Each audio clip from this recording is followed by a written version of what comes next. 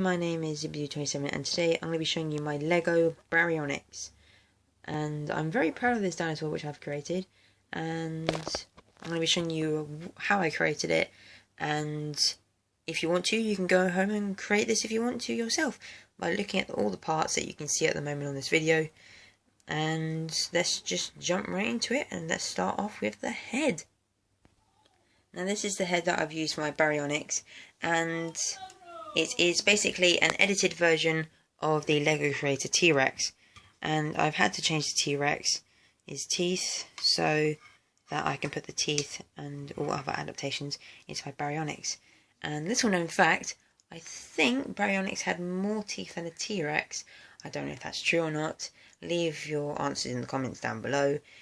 And yeah, basically I've tried to make the head a bit more crocodilian, and as well Spinosaurus and other spinos and other dinosaurs of that sort of type, like Baryonyx, Suchomimus, Irritator, Ichthyovator, I think, and Exilania and other Spinosaurs had that sort of trait when they look like a theropod crocodile.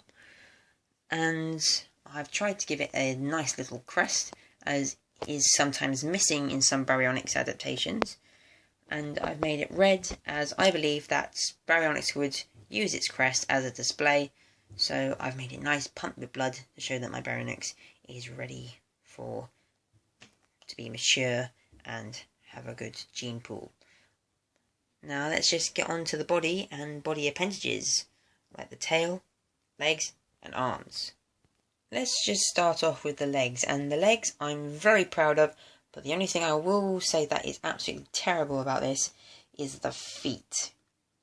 Now, these toes, I've worked sort of how I wanted them to, with the middle toe obviously in the middle and the two on the outside. But the problem is, this toe is higher than the toes on the side. And I have no idea how to be able to improve on that. And I've thought of some ways, but they don't really work in maintaining the dinosaur's weight. But other than that, it's quite good. I'm proud of that. Next up are the arms. Now these arms may look a little bit long, but I will explain that later. And what I tried to do for the arms is made them, well, obviously long, because Spinosaurus had long arms. And I'll also get onto that later as well, as I just said. And Spinosaurus and like Baryonyx had two, well obviously 3 fingers, but 2 claws that were just normal size, and this big thumb claw that would be used to scoop up fish from the water.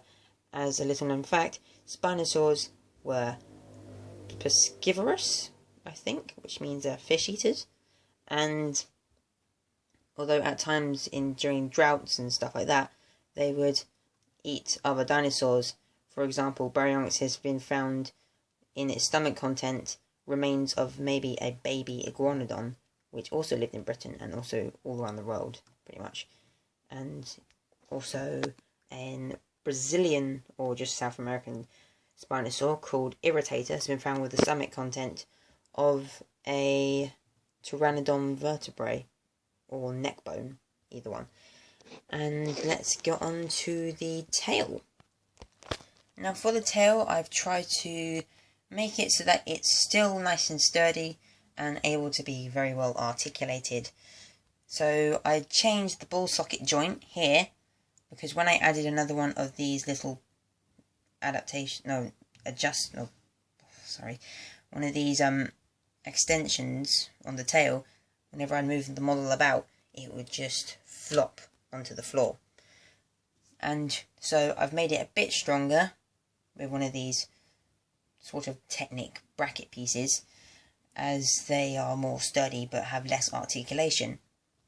But I don't really mind, because I don't want my Spinosaurus tail to go from sideways to sideways. I prefer it to go up and down sort of thing.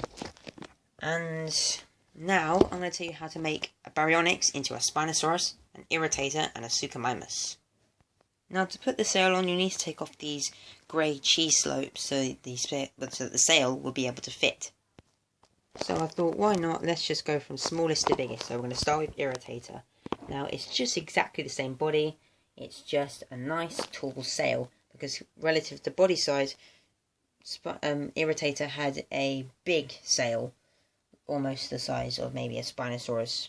If a Spinosaurus was down at Irritator level, it would be that big, if that makes any sense. But yeah, that is the Irritator sail. Now let's just make the Suchomimus sail.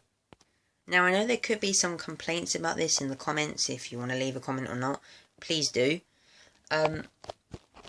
This Suchomimus sail is a little bit smaller because, like an Acrocanthosaurus, it did have a sail, but it wasn't, to be honest, that very big compared to body size. And yeah, just same body again. And up next is the Spinosaurus. Now what I've tried to do for this Spinosaurus sail, I tried to base it off of the findings of a scientist called Nizar Ibrahim. Now he discovered about Spinosaurus in 2014 that the sail, and as well as Spinosaurus, was a little bit different, but some obviously still the same.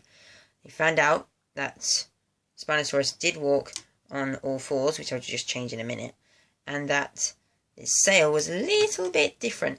It has this rectangular sort of shape, and I've tried to change that because from what I saw in the pictures, it went up, down, up again, but maybe just by a little bit taller, then down again. And now I just get Spinosaurus to look like a quadruped. And there we go, that's Spinosaurus as a quadruped. But yeah, I'm very happy with it, but the problem is, when I measured it against a Lego T-Rex, it wasn't smaller, but I'm okay with that. Although, to be honest, I would have preferred it to look smaller, as then it would make it more lifelike. And now it's time just to wrap up this video. And there you have it, that is my Lego Baryonyx. I hope you've enjoyed the video. Please like, subscribe, and leave your comments down below. Peace out.